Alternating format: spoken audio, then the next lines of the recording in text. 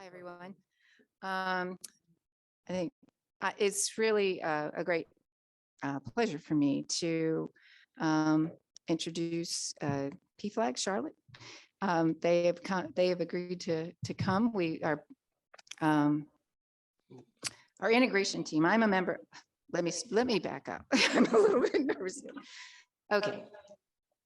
I think most of you know me, but for those who don't, I'm Inez Cerventi, and I've been a member here at Christ Lutheran for about 27 years, and am a member of the diversity and inclusion here at Christ Lutheran. And we've invited Pflag Charlotte to join us tonight to help us understand better how we as a faith community can be more responsive to people in the LGBTQ community. And so I have worked with Sarah and with Karen Gracie, the executive director. Karen Eiston is the president of Pflag Charlotte, and they have put together a wonderful and informative and thoughtful presentation for all of us. So I will let Sarah take it from here, but it is, I think you'll be pleased and learn a lot. Just a couple of housekeeping things. Anybody need to go to the restroom? They are off there to the right. And we have desserts here. If you could sign in, we also have resource materials from Pflag Charlotte. They're free for you to take with you. And so just enjoy this evening. And after this presentation, which will be about 45 minutes, we will also have a time period for questions and answers. So.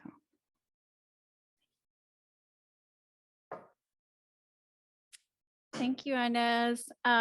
First of all, I just want to echo Inez's gratitude and thank you from the bottom of my heart for entering into this conversation with us today.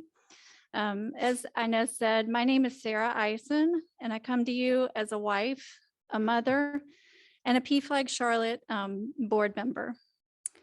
I'd like to open with a prayer by Lutheran Bishop Kevin Strickland. Let us pray.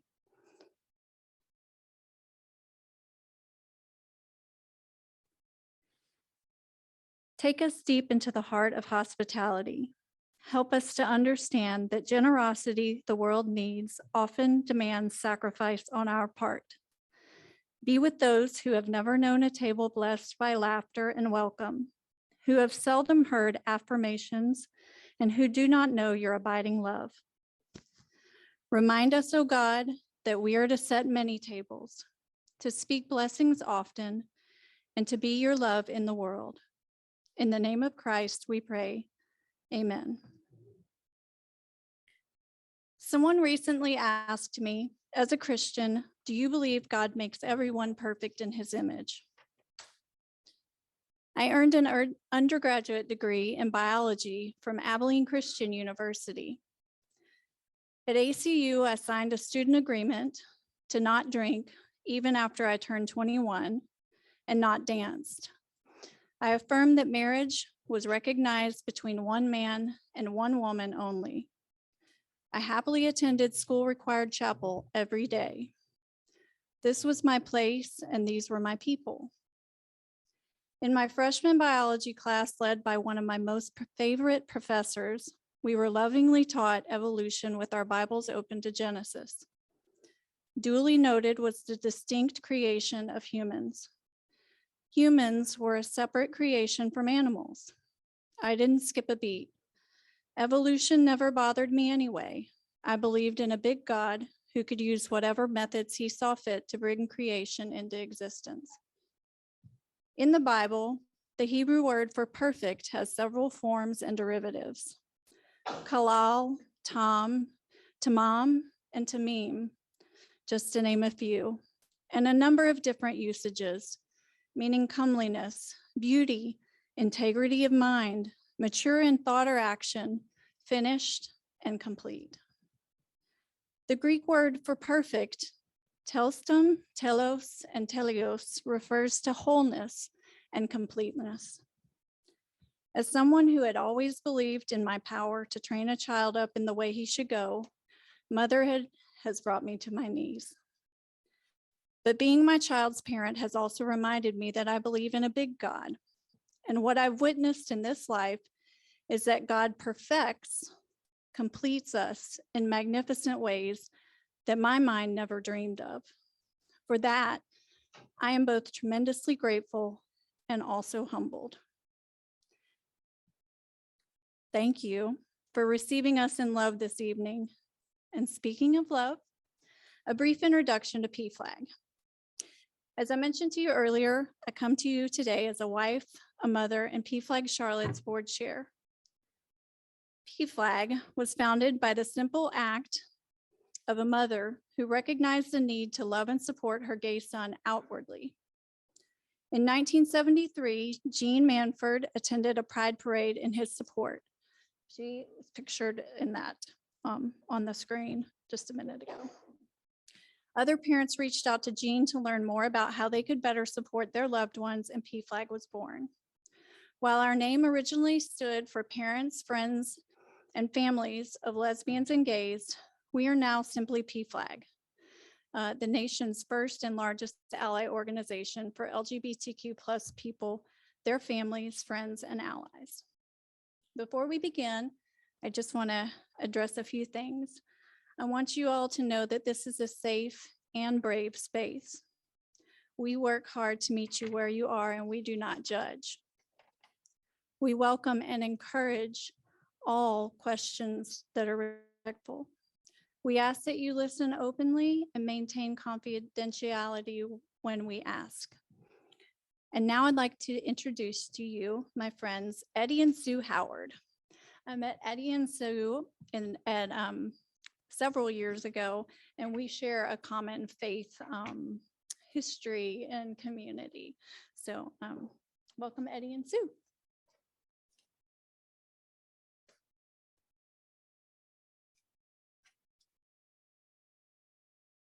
Thank you, Sarah. My name is Eddie Howard, and this is my wife, Sue. I'm a retired pharmacist, and she is a retired teacher of the deaf and an interpreter. We have 6 children, all natural. Just 6 of us children, and it was kind of like the Brady Bunch, kind of mixed up. We had 3 older girls and 3 younger boys. I did have Alice on. We did not have Alice. Yes, there was no housekeeper to keep everything going. Sue grew up in the Catholic faith and went to Catholic school. I grew up, as Sarah mentioned, within the Churches of Christ. I went to Lubbock Christian College as opposed to Abilene Christian College, which was our sister school. And so I grew up within the Churches of Christ. I was 4th generation, and so my parents, grandparents, and great-grandparents were all within the Churches of Christ.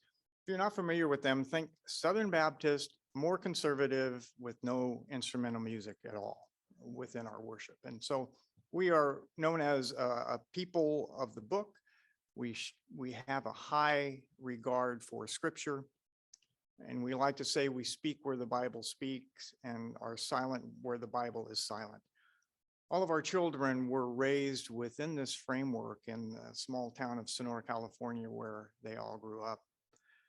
My parents moved when my youngest son was born to Sonora. My dad retired at that time. He was an elder within the Churches of Christ. I was a deacon at the time. And so we had an extended family in which to raise these children in a Christian home. Our story is not uncommon, although it's a different outcome for some. A child raised in a Christian home, multiple siblings, and come out later in life as gay, lesbian, or transgender. But our story is different because a lot of our friends or a lot of our acquaintances whose children have come out have done things differently. They have resorted to tough love. They choose to ignore. They choose to deny, and they choose to play don't ask and don't tell. I wish that I could tell you that Sue and I handled it well, but we did not. It has been almost 15 years since our oldest daughter, Sarah, came out to us as being a lesbian. in a very angry phone call to her mother. At least for me, I had no clue that this was coming. Sometimes a typical dad. Sarah had always dated boys, active in the youth group at church, never in any trouble, really was a pretty perfect child. Although playing girls field hockey at Pepperdine was a little weird, I granted, but other than that, it seemed to be everything was normal. And so this kind of hit us out of the blue. And of course, Sue cried and cried and cried. And I thought that something more terrible had happened because she wasn't telling me, she was just crying. And when it finally came out, of course, it's just a phase. You know, this is just something that she's going through. This will all pass. This will all get better. And so, of course, we paid to have her sent to a Christian counselor. And we went through a lot of one-on-ones to try to get to the bottom of what had happened. As time went on, of course, the Catholic guilt of my wife started coming in, and we started to look at ourselves and where did we go wrong? It had to have been something that we did or didn't do. And my mom at one point, many years later, in a fit of kind of rage, just blamed me for being so liberal in my thinking that that's why my daughter's gay. One night, I was drafting an email to Sarah because, of course, in my high view of scripture, I wanted to go over all of those 6 or 7 very problematic passages that talk about homosexuality supposedly in the Bible. And so I was making my legal brief and my legal case. And at some point, I just stopped. I stopped going through the scripture. I stopped going through my arguments. And I started to delete everything that I had written. And I simply sent a message to my daughter that I chose to love her. And I think it was a God thing. I felt at that moment some peace that we had not felt in a long time, in many months. Sarah did not need my judgment at that point. She needed my love. And she needed the love of a father, as we all need the love of the Father. Then, of course, life really went off the rails. Sue was diagnosed with breast cancer. At that point, Sarah was in graduate school. We had 2 kids in college. And those tuition bills, we had 2 kids in high school. We had 1 in junior high. And so the extended family, I was trying to figure out a way how to break the news about their oldest sibling to them, and how to maintain the Christianity in all of this, and my parents too, as judgmental as they were. Sarah very graciously gave us a whole year. She put things on hold. She was not going to put anything in social media. Everything was on hold to allow us to sort out our lives and more or less prepare our extended family. We bought books, we watched documentaries, we tried to educate ourselves and become as aware as we could during this period of time. I dove into Bible study and finding that the word homosexual never appeared in any translation of scripture until 1946 kind of blew me away. I was surprised at that. And so the deeper I dove, the more clear the picture had been. The Bible has been used in the past to support slavery, to support the suppression of women. We have used scripture so violently in our history. And so it allowed me to look at it, to take a step back, and then to look at everything afresh. This journey is not a sprint. This is a marathon. These conversations take a long time to develop in people who are willing to really look honestly at scripture and what God really has for us. I used a technique during this period of time just to keep my own head clear. My dad taught it to me, and it's basically you find a translation of the New Testament with red letters, with all of Jesus's words in red, and that's all you read. red letter Christians. I think we may have heard of that.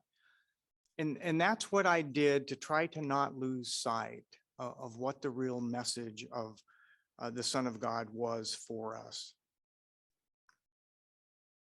And a song by Danny Goki always comes into mind too, love God and love people. And that comes down to the essence of where we need to be. One final story, and then Sue can finish up. One evening in my dad's driveway, we were having a very heated discussion, and although he felt sorry for me as his son, that I had a daughter who was a lesbian, and he was trying to balance that, still being an elder in the church that we belong to. And so we were discussing back and forth. And I think and we had shared a bunch of books. And of course, he wrote in the margins everything that he disagreed with. And so I finally was able to get through to him as to why I felt the way that I did, because I said, Dad, at this point in time, I am completely comfortable with standing before God in the final judgment, whatever you believe that to be, and saying, I chose to love and not judge. I chose to love and accept people and not judge them. And he finally understood exactly where I was coming from at that point. Right? So I am not a polished speaker, even though I'm a teacher. I was a teacher of the deaf. I didn't have to talk. She talks with her hands. And you're right, I'm going to be talking with my hands. One reason that it's easier for me to teach sign language is I cry easy. So just forgive me. Even listening to him, it's been 15 years. I still cry. I'm here to bail you out. Okay, remember?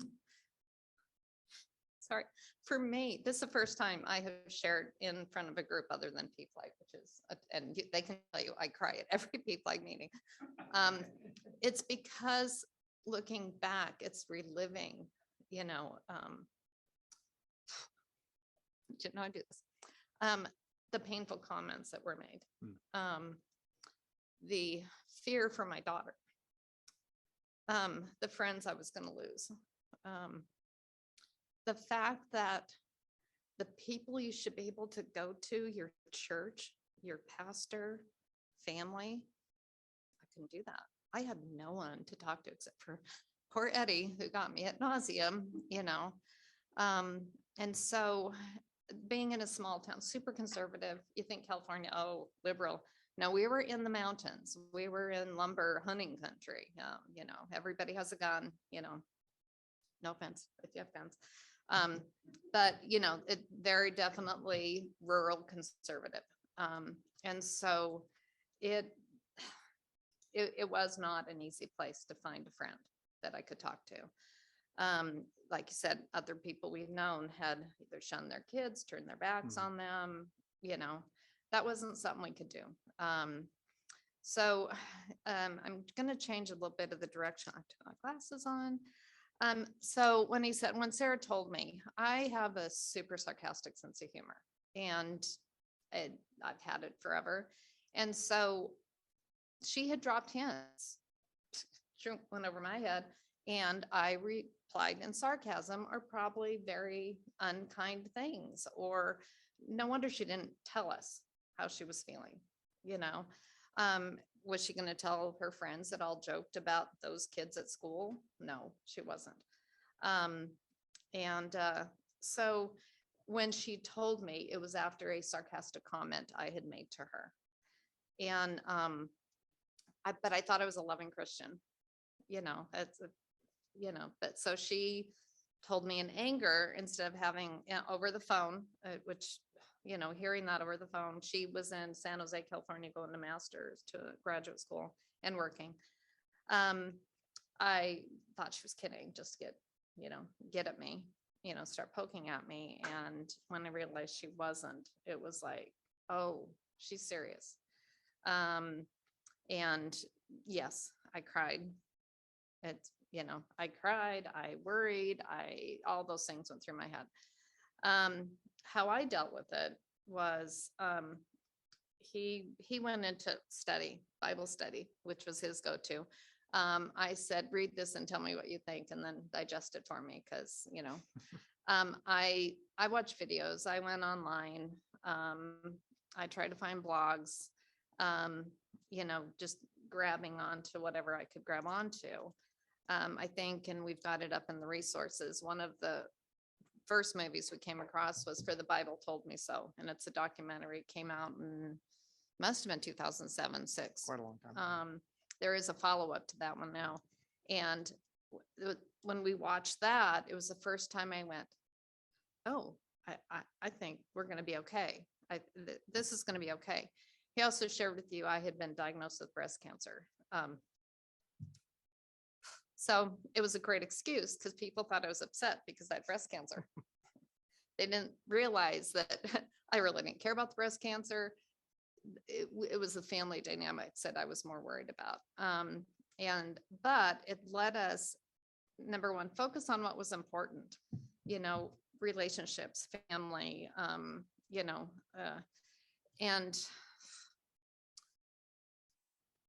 anyway, Sarah was with me at all my appointments because I had to go down to Stanford.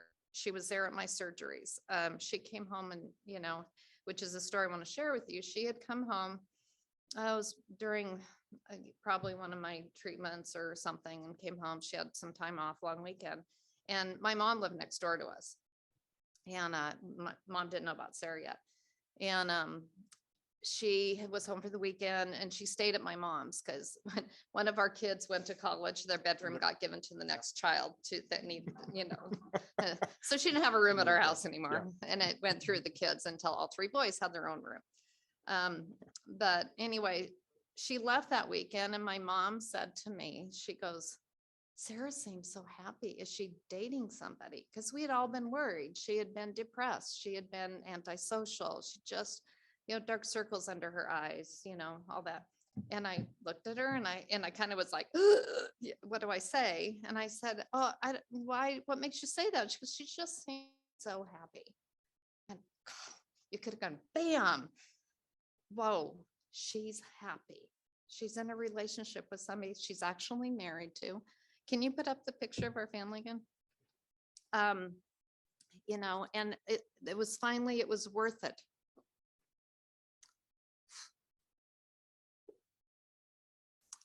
Oh, sorry, for her to tell us. And so anyway, long story short, that was a turning point for me. That was like, we're going to go down this road. We're going to do the best that we can. 3 years later, Sarah and Lindsay got married. That's our family. In April in San Jose, had a grand old time. It was so much fun. That summer in July, my daughter Kristen down here got married. Again, our family, add Lindsay to the family picture. And what you don't see up there is the people who refused Sarah's invitation to her wedding. That hurt. That was so painful. Relatives that sent her messages that just were unkind. And she had a very small wedding. It was amazing. The people that loved her were there. The people that cared about her were there. Unfortunately, a few months later, we had Kristen's wedding. Everybody came on both sides of the family. Everybody was there. And it was a great wedding too. We had a lot of fun. But my daughter Sarah felt invisible. Except for, the relatives that she was comfortable with. And that was painful.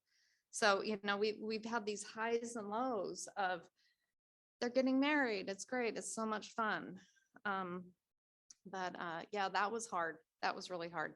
The picture, the 3 of them, or 3 of them, oh my gosh, 6 of them, that was taken that fall. My mom had passed away that summer. And I mean, when my mom found out, she was great about it. That was at my mom's. We had all the kids together and somebody had the idea to do that. That's my screensaver right now. And then 3 grandkids later, we now have 5. We had Christmas all together, best Christmas ever. Got Kelly's partner in there. That was our family. Crazy, weird. Once we get past all that, but you know, it's not the Brady Bunch. We still don't necessarily agree on politics or climate change or COVID or, you know, it's like, so I was navigating, but you know, it comes down to they do love each other and support each other. They may not agree with each other, but that was our goal, is to be able to have that, to have a family gathering with everybody. Sarah and Lindsay now have 2 kids. Gavin is the one being held in the middle, and they've adopted a little boy named Micah. He's adorable. And then Kristen, they have 3 kids, and they live here in Charlotte, which is why we're in Charlotte. We moved here because it was warmer than Colorado, where Sarah lives. So anyway, sorry about the tears.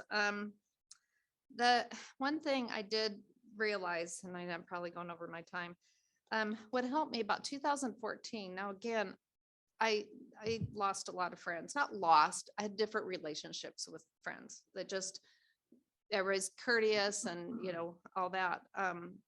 But about 2014, I was reading a blog by Rachel Hield Evans, and I don't know if you know her, but she's amazing. Sorry, you know, she passed away, if you know her, which, you know, she was such a light. Anyway, she had mentioned in her blog about this Facebook group for moms, and I joined it. It was the first time I didn't feel alone. Christian moms, a whole group of Christian moms, and there were 700 at the time. I thought, oh my, 700 Christian moms. Holy Toledo. The group has 24,000 now in it. And it was a lifesaver for me. I have met some of them in person. In fact, that's how Jim and his wife, we got to know them, was through that Facebook group. Because in another mutual friend that we have here, funny that 2 of us moved here to Charlotte, and then we've become friends with them, and they're the ones that brought us to Pflag and said, you got to go to Pflag. And I'm like, oh, what's Pflag? You know, but it's been a blessing since we've come here. So I think that's it. I'm good. Okay. Let me introduce our next story. Devin Green is our next speaker, and he's going to share his story.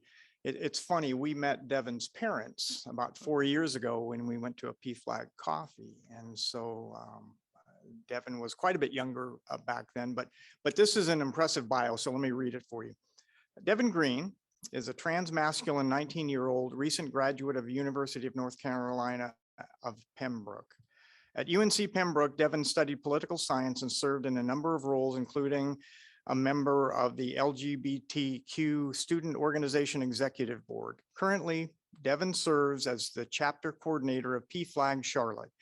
Devin has been doing advocacy through many avenues since he was 13 years old and hopes to continue this work by becoming an attorney specializing in civil and human rights litigation.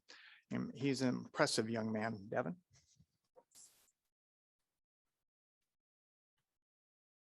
Thank you so much, Eddie and Sue. It's always a blessing to be in spaces like these.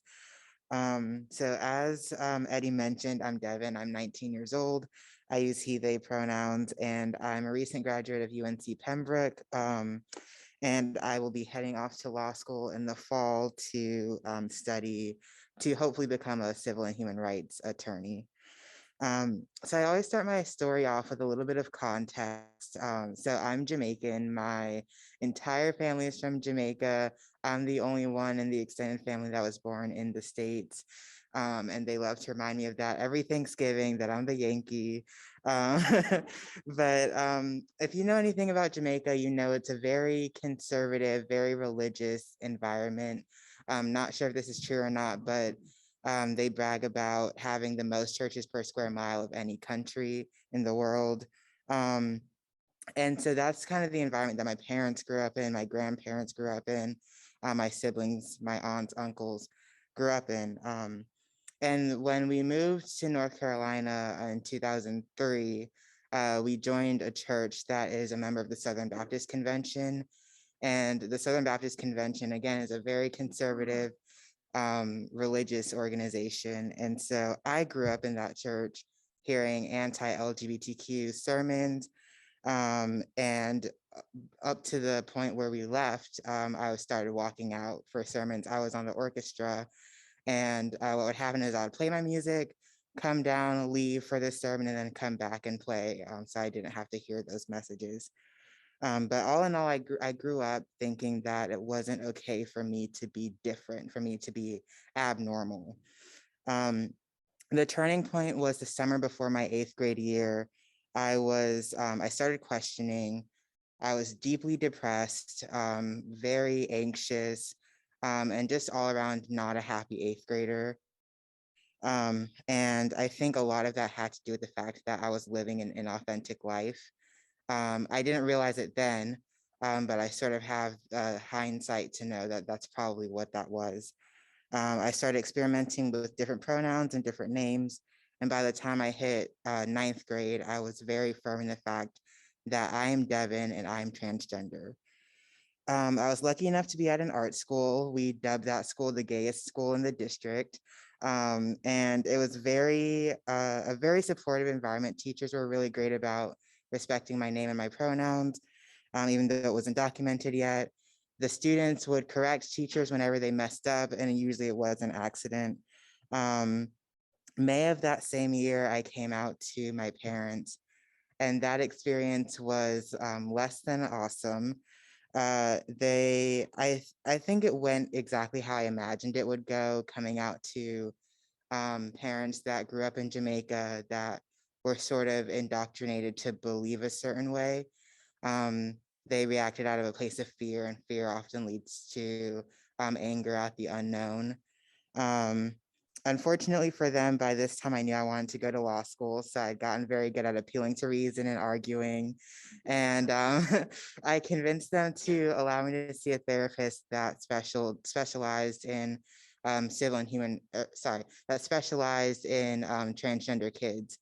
And that was the best thing that happened for our family. That therapist introduced us to Pflag Charlotte, and the rest is kind of history. Um, right now, we are at a much different place than we were. My parents are super accepting, super supportive. My mom, in particular, is doing her doctorate focused on LGBTQ people and the intersections of religion, and it's just remarkable to see how much progress that they've made as a whole. We did switch churches to a much more affirming church. The pastor of our church actually drove with me to be there doing top surgery during my top surgery. And it's just been, I have so much gratitude. My church has allowed me to see Christianity in a much different light. I think when I was younger, I used to equate Christianity and bigotry, and that was sort of a coping mechanism for me, but I've now learned to see Christianity in a much more nuanced light. Affirmative faith has allowed me to learn more about myself. My church has given me so many opportunities to engage in the discourse that happens, and to, like I said, learn more about myself and learn more about them. And lastly, affirmative faith has allowed me to just be a much more happier, more authentic version of myself. I would not be where I am now if it weren't for them, if it weren't for Pflag, and if it weren't for the therapist that introduced us to Pflag. So thank you so much for having me. It's an honor and a privilege to be here. And I will now turn it back over to Sarah. Oh, yeah. Yeah, so before I want to kind of get into LGBTQ plus nomenclature. So the LGBTQ acronym, what it stands for is lesbian, bisexual, and these are all sexual orientation terms. So sexual orientation is who you are attracted to physically, romantically, emotionally. On the next slide, We have the T, which stands for transgender, and this is a gender identity term. So gender identity is one's deeply held sense of being male, female, or somewhere between or outside that gender binary. And it's important to remember that sexual orientation and gender identity, while two very important parts of someone's identity, they're not the same thing. So these are some more gender identity terms. And so you have trans woman, trans man as sort of on the binary scale. And a cisgender man or cisgender woman would be someone whose gender identity is consistent with their sex at birth. And non-binary is an umbrella term. It kind of means someone whose gender identity falls outside or somewhere else along the gender binary of male or female. So these can include umbrella terms like gender fluid, bigender, agender, things of that nature. So these are just a few more terms. The Q in LGBTQ stands for queer, and queer has historically been seen as an offensive term, but it's now being reclaimed by members of the community themselves. And it's, like it says, an umbrella term primarily used by the LGBTQ community. Intersex is a person with chromosomes, hormones, reproductive system, or genitals that do not fit the traditional definitions of male or female. Gender and sexual fluidity is a gender expression or sexual orientation that may shift over time. And lastly, intersectionality is kind of defines the fact that we see the world through intersecting identities. So I started off my story saying, you know, I'm Jamaican, and that Jamaican piece is such an important part of my story as a trans person. So thank you so much for having me. And now I'll turn it back over to Sarah.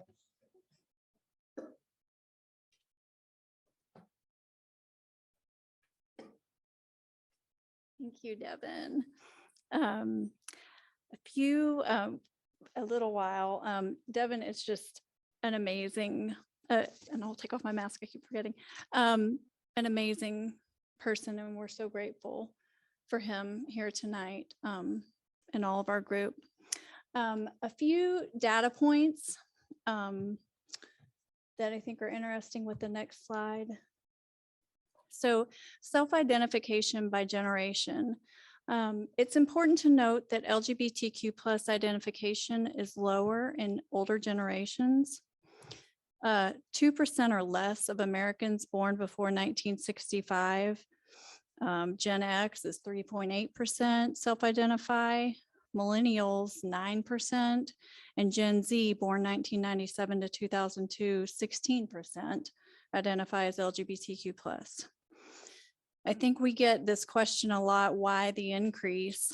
And it could be due to any number of factors, including a greater awareness, a heightened sense of visibility of LGBTQ plus community members. I think it's important to acknowledge a concern that I hear quite often, that assuming an LGBTQ plus identity is trendy or a trend. I will not dismiss this concern haphazardly. What I will say is that Jesus commanded us to love one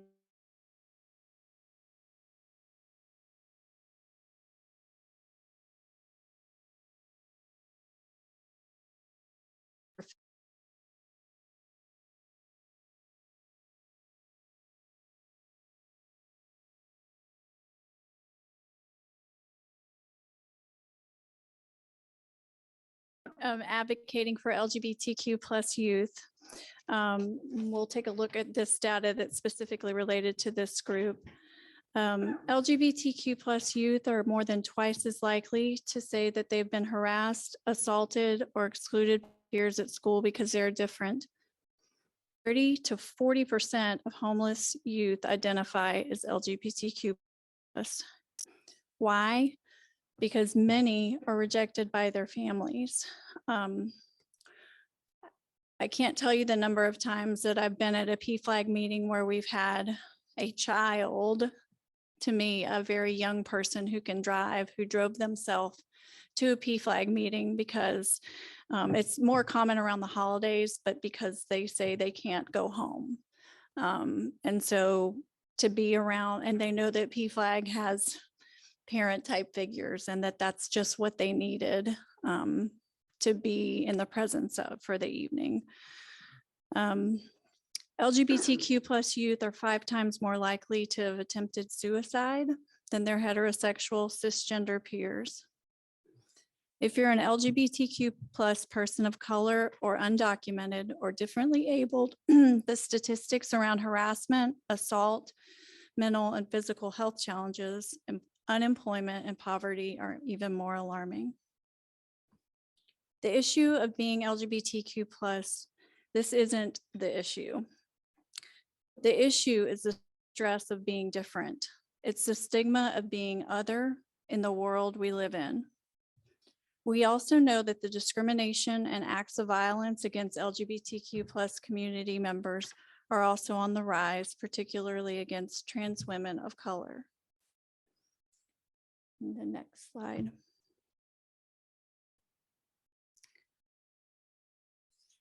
While LGBTQ plus well-being and community members are at greater risk for poor mental health, the risk is not inherent to LGBTQ plus experience or identity.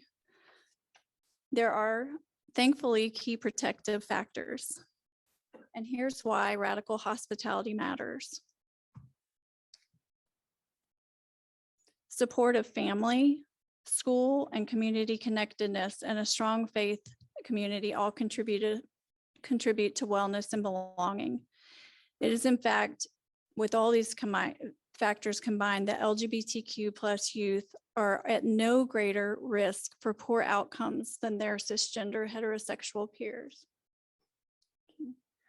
So for a minute here, I'd like to talk about the experience of family and school and faith. You can go ahead and advance the slide. We can protect our LGBTQ loved ones by loving and honoring one another. We can recognize and acknowledge the uniqueness of our experiences. As allies and community members, they are diverse and different. LGBTQ plus community members have unique experiences. Our faith, our cultures, and our traditions are varied and unique. You've heard a few different ones already this evening. In the next slide. Opportunities to foster a culture of love and belonging in all areas of faith formation, from sermons to Sunday school, Bible study, and outreach exist. You can honor one another by honoring pronouns and chosen names. You can use visual affirmation throughout your congregation, displays of rainbows, things that signal to people that you love them and you affirm who they are. I didn't put a name tag on, but some of Jim added his pronouns to the bottom, and it's just a signal that you recognize that. I do that in my Zoom screen with my name, and then I put my pronouns. You can add it to your email. And these are outward ways that your congregation can share that you are affirming faith, even without stating that explicitly. Your facilities offering gender neutral bathrooms that are with appropriate signage that have the male and the female symbols on them so that you know that they're open to everyone. And then again, I think I mentioned everything from sermons to Bible studies and Sunday school, and what you're offering this evening communicates the affirmative faith and culture. And the next slide. When someone comes out to you, listen. Listen and listen. Thank them for sharing one of their most important truths with you. Maintain confidentiality if they've asked you to. This is not something sad or secret, but it is something that is very special that has been shared with you, and it is not yours to share with others. Many LGBTQ plus individuals make difficult choices about who and how to come out throughout their lives. Never for any reason out another person. And my, can you go back? My favorite is some wisdom from Jim that helped him. He said, I needed to acknowledge my own feelings silently and then put them aside for the time. Can go to the next one. We wanted to share just a few books that were really wonderful and helpful. You can take a look at this slide. We'll also be sharing resources as a follow-up, but some of these were really helpful for different perspectives. Embracing the Journey. Some of them were more family. Transforming is a transgender faith leader who went on quite the journey and experience. The Savvy Ally is a more secular approach and also just a fabulous read and opportunity. And then the next slide is movies. I think that Eddie and Sue mentioned a few of them, but they are also wonderful resources to enjoy. And now for our final family sharing, I want to introduce you to Jim. Jim wanted me to say that they ran out of people to ask, and that's why he's speaking this evening. But in truth, I've known Jim since I started coming to Pflag 7 years ago now. And Jim is an amazing father, husband, and human. He and his family continue to encourage and inspire me. So welcome, Jim Anderson. Thank you, Sarah. You guys are here on a Sunday night. That's amazing. That's amazing. And I'm honored to be here with you. Sarah said that last bullet was something that I added, and it was, but I have to tell you that acknowledging my own feelings and then putting them aside so that I could listen to my child did not happen at first. It was my story is very similar to all the stories that I've heard.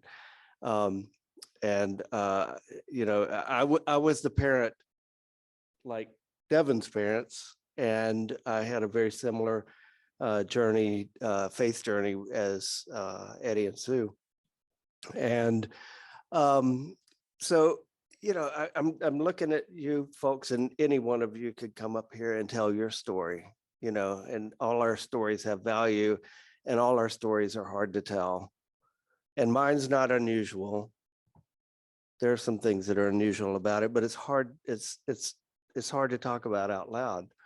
And I always struggle with mine because there's tragedy, and the tragedy is not what we're here to talk about, but it's part of my journey. And each time I tell up my story at Pflag, I always struggle with, you know, how much to tell.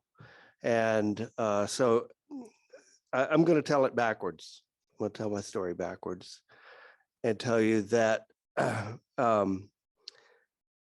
we have 4 daughters, my wife and I, and our youngest daughter came out to us as a lesbian, and we lost her to cancer. And that's actually what brought us to Pflag, was after we lost her and our grief journey. My grief counselor suggested that we check out Pflag, and not knowing what we would find there, and to go there and just find some of the bravest people that I've ever met. People who love their children. And so when my daughter Kat passed away, she was loved. She was fully accepted for who she was by everyone who mattered to her. Like Eddie and Sue's story, that didn't include everyone, but it included me, and it included my wife, and it included her sisters. Everybody that mattered to her was there on board for her. And to me, that's the bottom line. I could stop there, you know. My story is how I got there, because I didn't start there. When she came out, coming out as LGBT does not happen in a vacuum. We talk about it as if it's just all by itself. And Kat she was depressed. She was really depressed, and we were worried about her. We were, both my wife and I grew up as Southern Baptists, and I was taught that that this was sinful, and I'm a questioning kind of a person, but the church that I grew up in was the church with all the answers, and so I, brought whatever questions, and here's the answer. You can stop thinking about this one. We got this one nailed, and and so it was what we believe, and homosexuality was abomination. It's not a problem for me. I'm not attracted to men, so I just decided, that wasn't going to be a problem. I'm a good dad, and we won't have an issue with this. We won't allow this one, and then here's Kat. She's depressed. I'm like, oh man, what is going on? And she's cutting herself, and she's clearly crying out for help. But I'm thinking it's because she's rejecting her faith, and so finally she comes out. I'm like, what? This is the wrong direction. You should be coming back to the Lord, and and why would you choose this? Why would you keep going that way? And totally misunderstanding that this wasn't a choice for her. And so our first response to it was to fix her,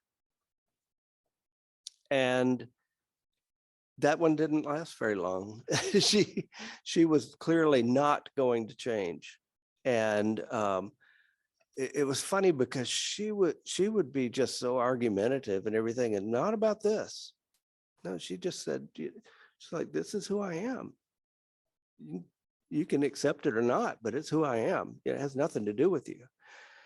And so I realized that I needed to separate my relationship with Kat, kind of like what Eddie was saying when he wrote that email. Separate my relationship with her from whatever it was that I believed. And I thought, I want her to change. Don't get me wrong. I wanted her to change. And I thought, well, when do I change?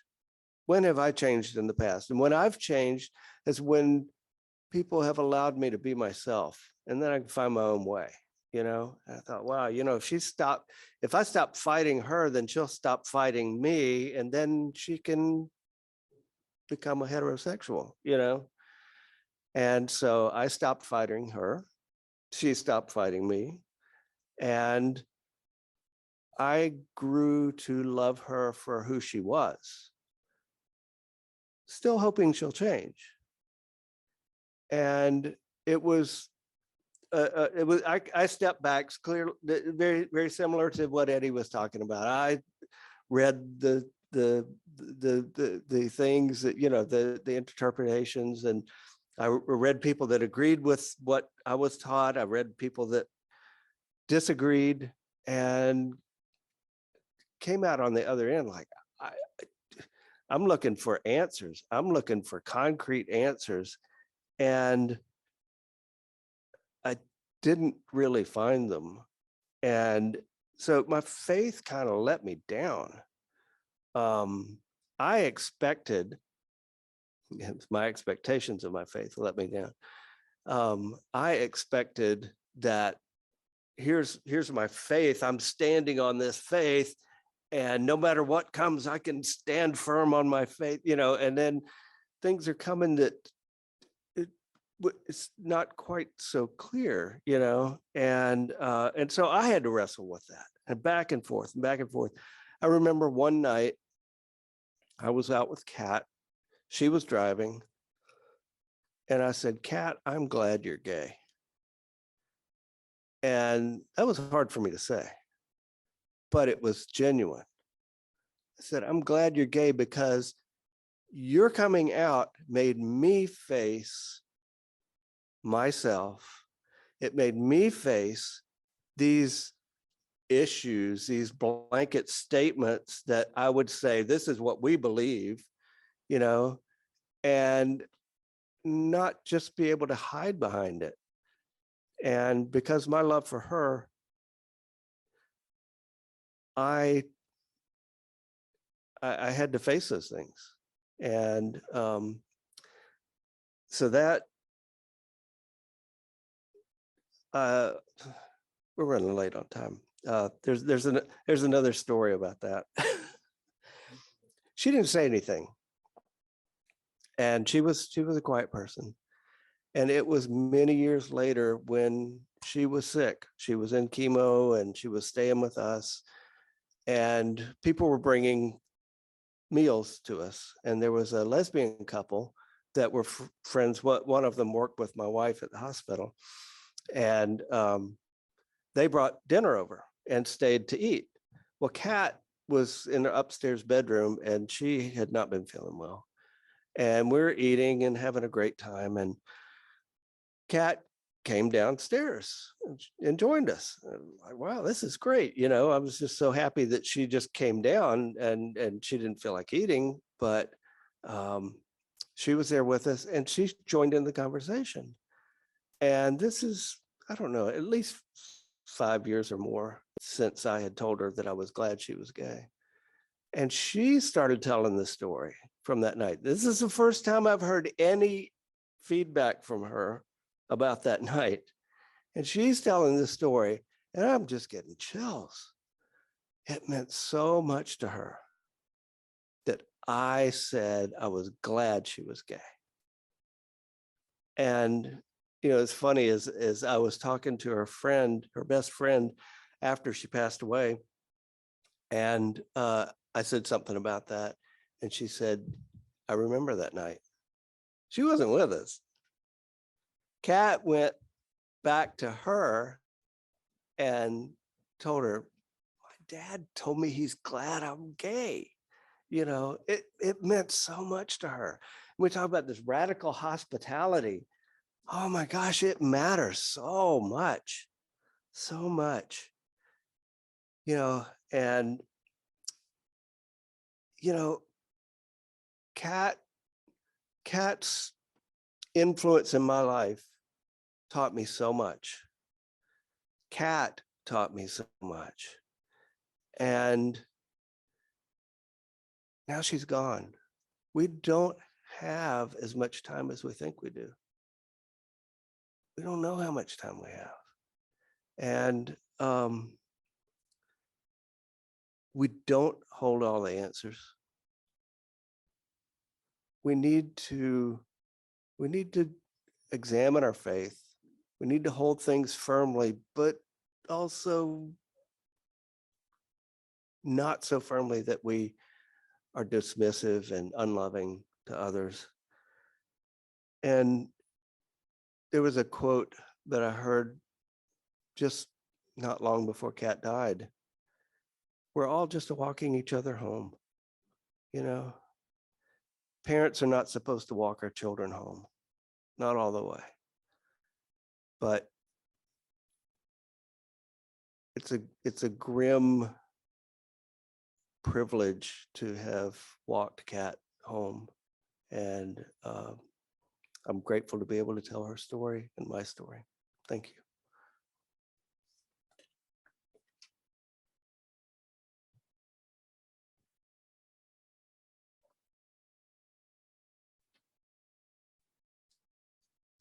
Thank you, Jim. And I always almost can't talk after that. I think just have one more slide for you, and then we'd love to just open it up if anyone has questions, or our Zoom audience, if they want to put anything in the chat. But we wanted to share this with you, and we'll have a follow-up for participants. But just this slide of your internal resources, your family ministry team that was provided to us. It looks like Pastor Melody Simpkins and Kristen Rank. Then some national resources, the Human Rights Campaign, National Center for Transgender Equality, Out and Equal Workplace Advocates, Pflag National, which is our parent organization, and the Trevor Project, which does really lovely work for death by suicide preventative work. Some wonderful area resources are Charlotte Pride, the Charlotte Trans Health Network, Charlotte Trans Health Group. It's a healthcare group, and that is one that I use often and refer people to often locally to find affirmative therapists, healthcare providers, practices by name. You can kind of go on there and choose what particular area or service you're looking for.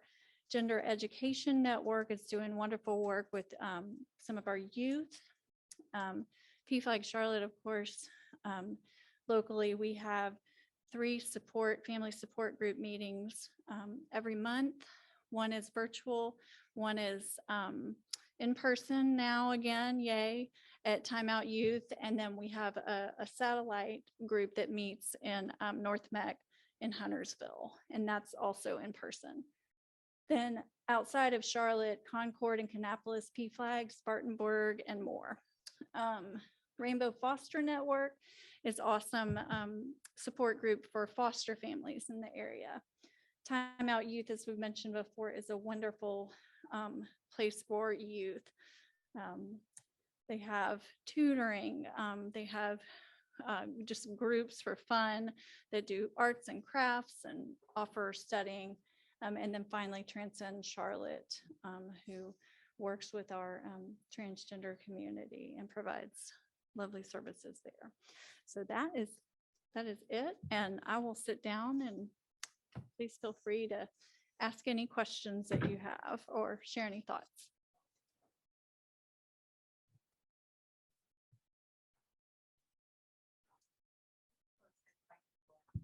I wanted to clap after each one.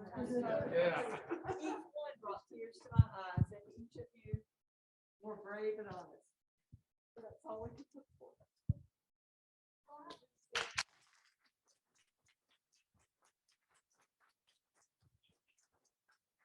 I think what Eddie said relates not only to this, but to everything in the Christian world. It's not up to us to judge. And so many people do that. We are asked to love.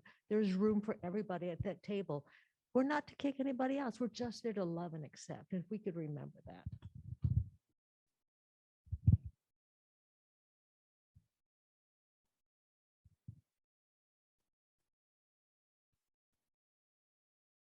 You guys stunned us in the silence. That's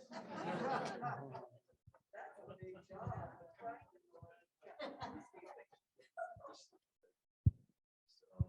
I want to say thank you in particular to Devin. I watched your YouTube video with you and your father, and there was a particular part of it where you said, you know, I transitioned young. I could have just, you know, transitioned. That's all there is to it. But I decided I would tell my story to help others who are in the same position I was in. I was so struck by that. So thank you for your bravery.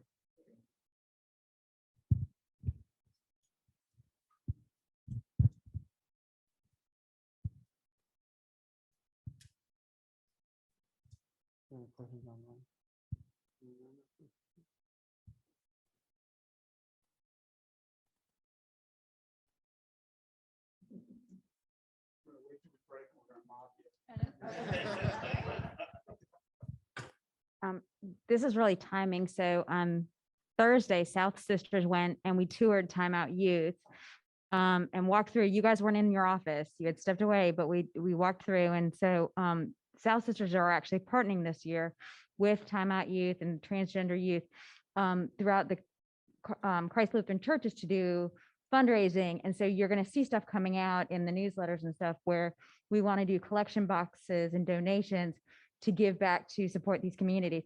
So I didn't plan any of this timing, but you know, the Lord has his timing and the way he does things. So it's interesting that that this has all come forth this year, that South Sisters partnered this way and you guys are doing this educational evening. And so I love it. So I'm glad to see our church really supporting this area and of our community and just being the hands and the feet of God.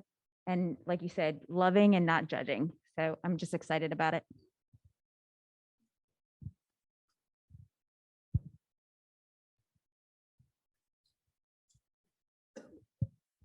So let's say someone has a family member who is questioning or maybe has come out.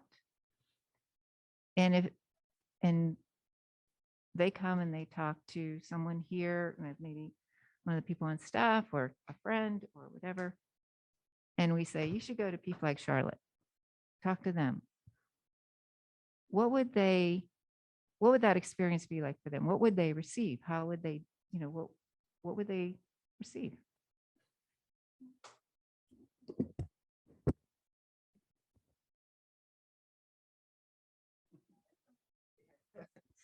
Yeah, so I mean, it really, when Pflag Charlotte says we meet people where they are, we meet people right where they are. There are some times where I will personally reach out as chapter coordinator and say, what do you want to come to a support group? Here's the links to sign up for that. If you want to connect one-to-one with a parent or another family that has sort of walked this journey, that option is available. I mean, we have Facebook groups that they can be a part of that also serve as great resources. So it really can look a number of ways for each individual, depending on whether or not they are ready to attend a support group. My parents, personally, when we joined, were not ready. And it was actually Karen, who's now the executive director, that took my parents out for lunch and said, let's just talk about it. Let's just talk. And so it really can look a number of ways. I don't know if you want to add to that.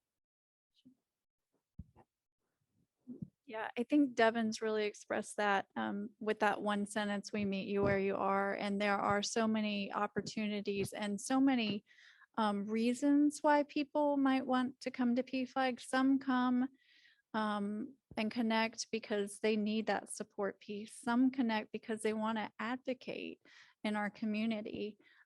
Some come, like Devin said, who aren't comfortable meeting at a support meeting, or maybe just need some very practical resources about how to support their child with name changes or social transition or some of the, so like Devin said, we simply meet people where they are and offer a wide variety of resources.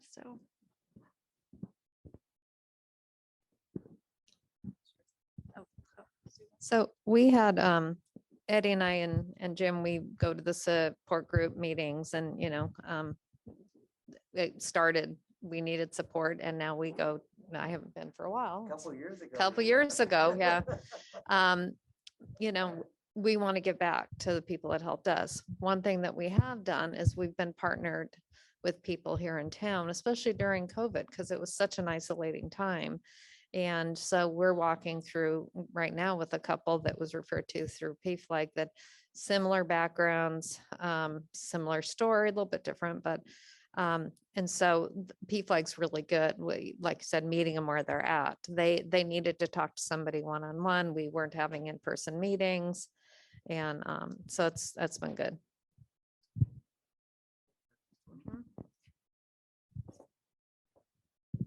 I have to go up to the podium. I can't speak to what would happen if a parent called, because I haven't experienced that. But I can tell you that at the meetings, it's so open, and there's usually somebody new there. There's lots of times there's tears, and there's questions, the things that Sarah was talking about, people who need practical help, how do I do this? What do I do that? And, so it's the gamut, but in these meetings, that's what keeps me coming back, because nobody comes to Pflag to show off. Nobody comes to talk about how they got it together. People come who are hurting, and not because there's something wrong, but because this is a difficult journey, and they're met with people who understand and can just give them a good listening ear. We did have one quick question from online. What are the best ways to be allies?